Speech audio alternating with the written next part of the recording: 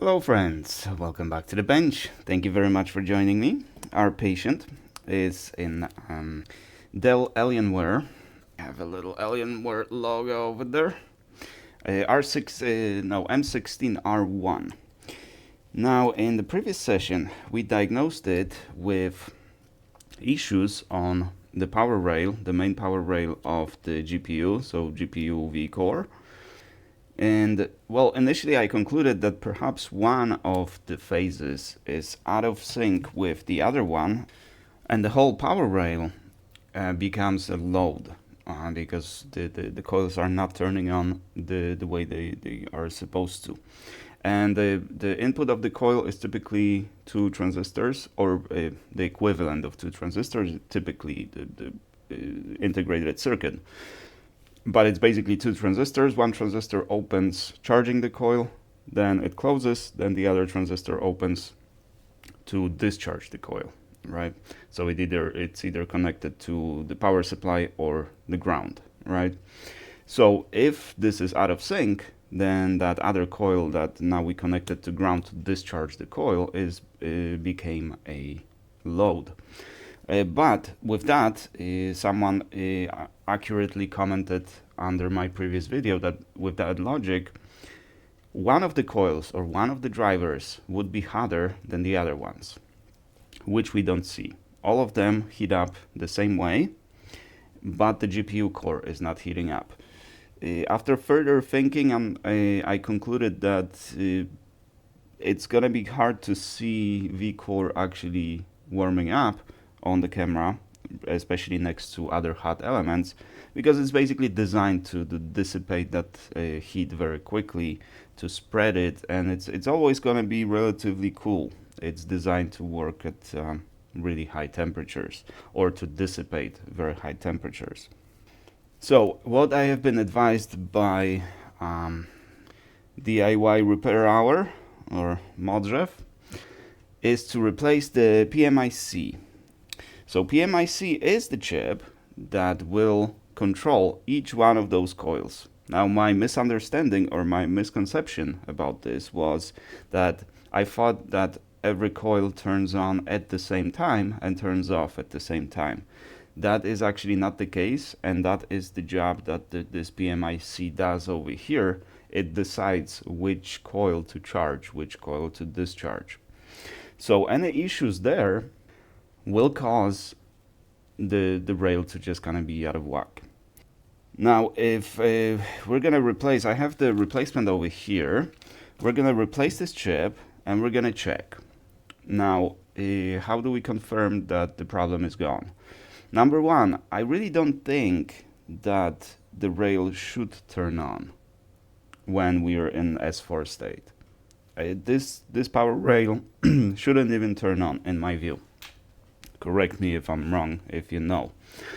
So perhaps it is the problem of the chip, but there is also an option that something else is wrong. Perhaps something that controls it. I'm pretty sure that it's either PHC or EC, or what else could be controlling this?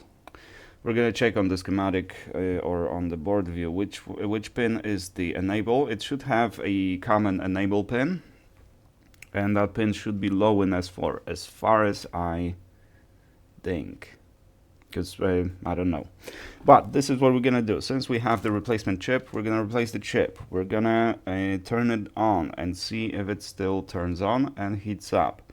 Then we're gonna check the output with the oscilloscope and see if the signal is still choppy. It should be steady 0.75 volts.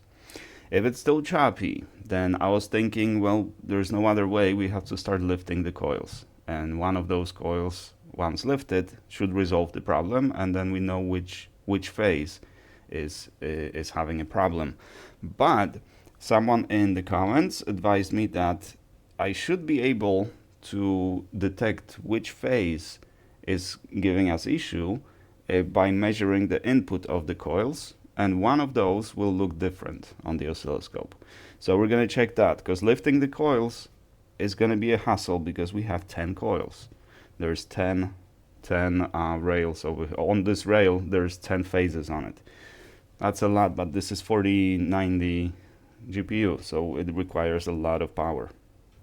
But that is probably what's going on over here. That's what we concluded last time, or well, not in the video. That's what we concluded offline on Discord and my discussions with you guys, which makes perfect sense because the charging works only very slowly, right? 1 milliwatt of power is being delivered to the battery. That's why battery takes 3 days to charge.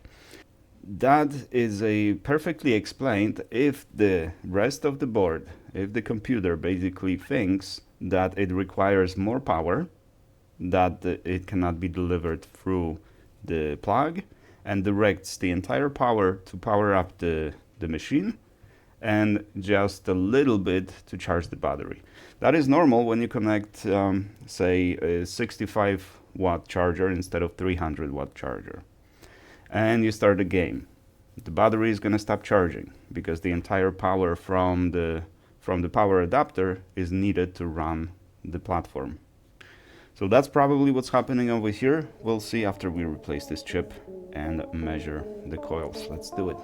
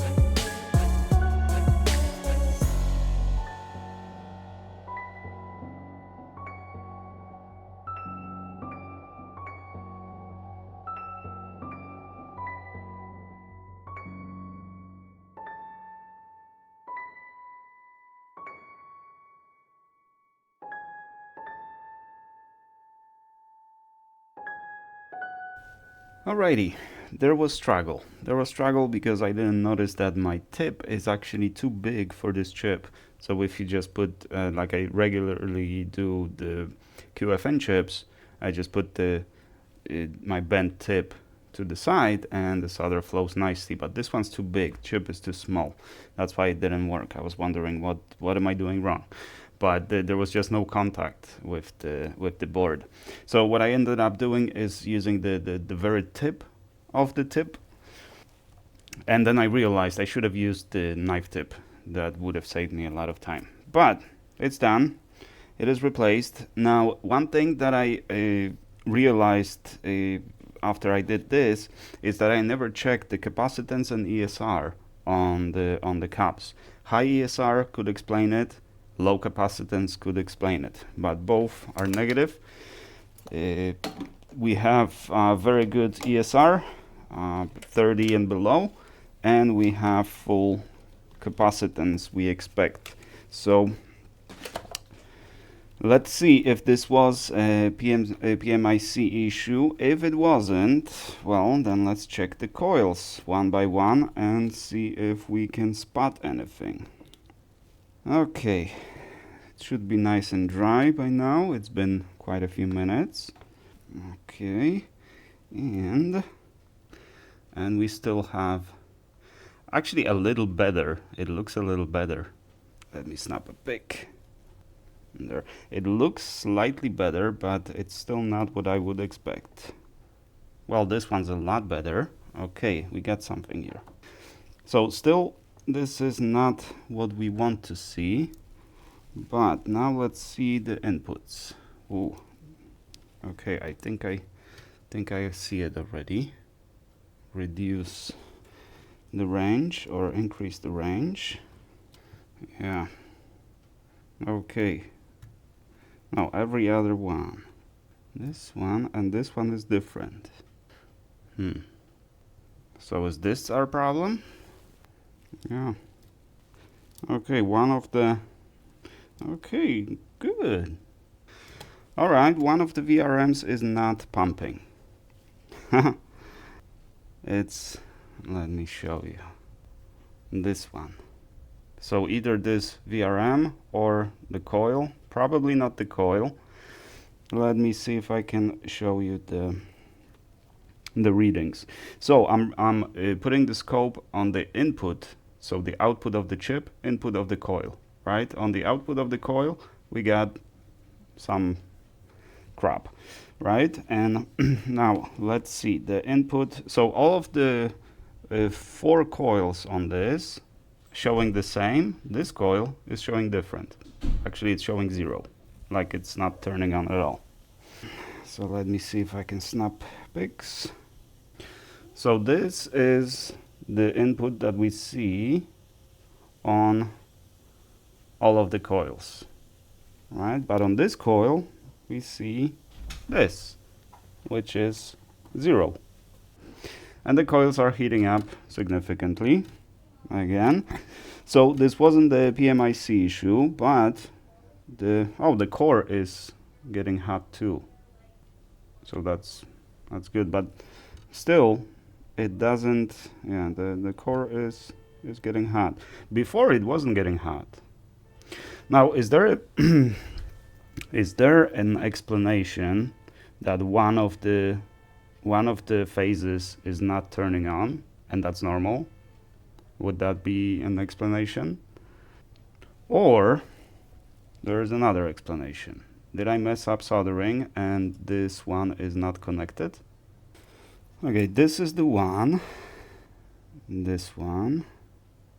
Let's see it under the big scope. See if this is soldered, but I checked all of them. They seemed okay. Okay, that works too.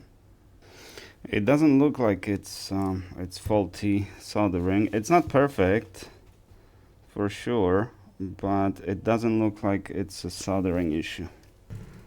But just to be sure, let's resolder it again and see if this was the issue. Because I did not expect one line to be completely missing. I didn't check on the input before, so I don't know if this was a problem before. Unfortunately, because I got this idea from you guys after I finished working on it. So there, that's definitely gonna be good now. Now did I make a bridge? It's possible.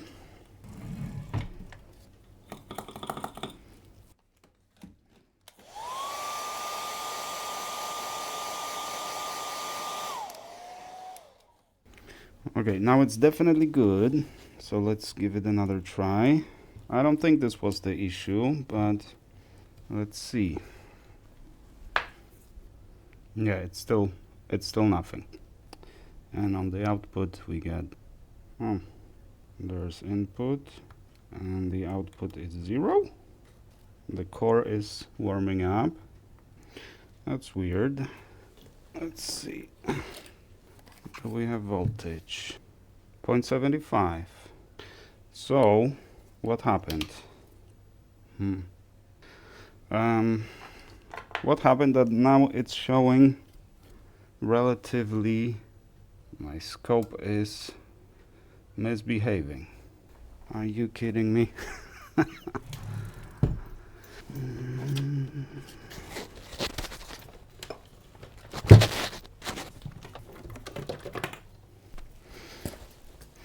Okay, now we're gonna power it from the battery.